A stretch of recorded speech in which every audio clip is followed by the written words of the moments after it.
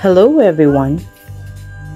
Sa nakaraang video ay ipinakita ko sa inyo kung paano maghimay ng bulaklak at talbos ng kalabasa. Ngayon naman ay magluluto tayo gamit itong simple pero full packed sa sustansyang gulay.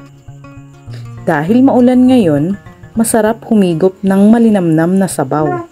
Kaya magluluto tayo ng bulanglang. Maraming gulay ang pwedeng ihalo sa bulanglang. Pero sa recipe na ito, ibibida natin ang kalabasa. May bunga, bulaklak at talbos. Ang lalaking bulaklak ng kalabasa ay hindi nagiging bunga. Pagkatapos nitong mag-bloom, malalanta na lang ito. Kaya ang recipe na ito ay isang paraan para ma-maximize ang pakinabang sa tanim na kalabasa. Mas maganda kasi kung walang nasasayang. Zero waste. Ito na ang hinimay na bulaklak at talbos ng kalabasa. Ang bulanglang namin ay mas masarap kung may sahog na daing. At kung may daing, mas malasa lalo kung may bagoong alamang. Mag-umpisa na tayo. Isa lang ang kawali. Ilagay na ang mantika. Ipiprito muna natin ang daing.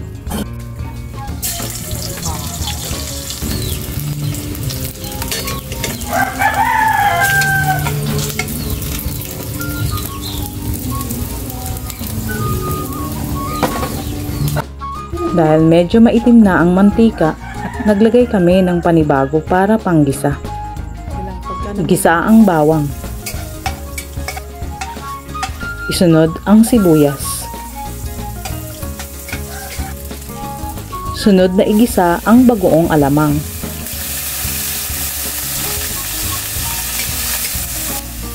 Sunod na igisa ang bunga ng kalabasa. Pagkatapos ng 1 minute, ilagay na ang tubig. Kung gusto mo ng maraming sabaw, damihan mo ang tubig.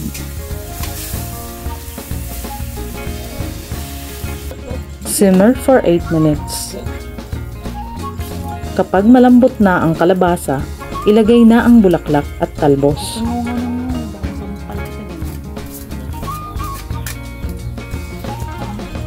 Dagdagan ng tubig as desired. Then ilagay na ang mga pampalasa, paminta, seasoning granules. Then ilagay na sa ibabaw ang pritong daing. Sarap niya na. Lubog sa sabaw ang daing. Simmer for another 4 minutes. Ano lang?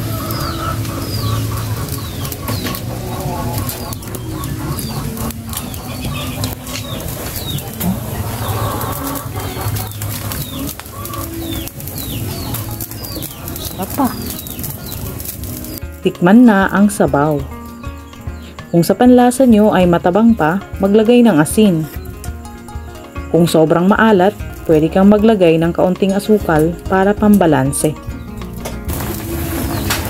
Shara.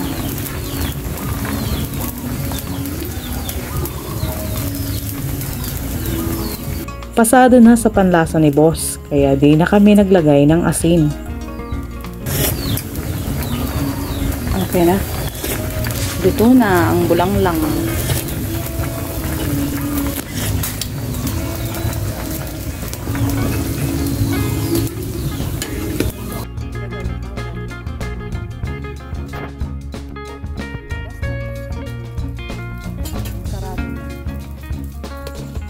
Kain na!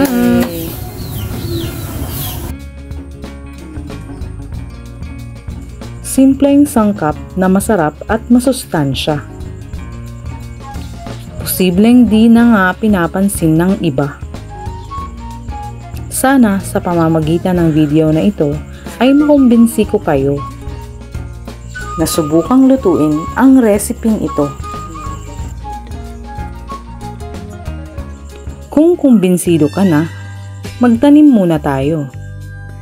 Let's grow! Maraming salamat sa inyong pagsubaybay.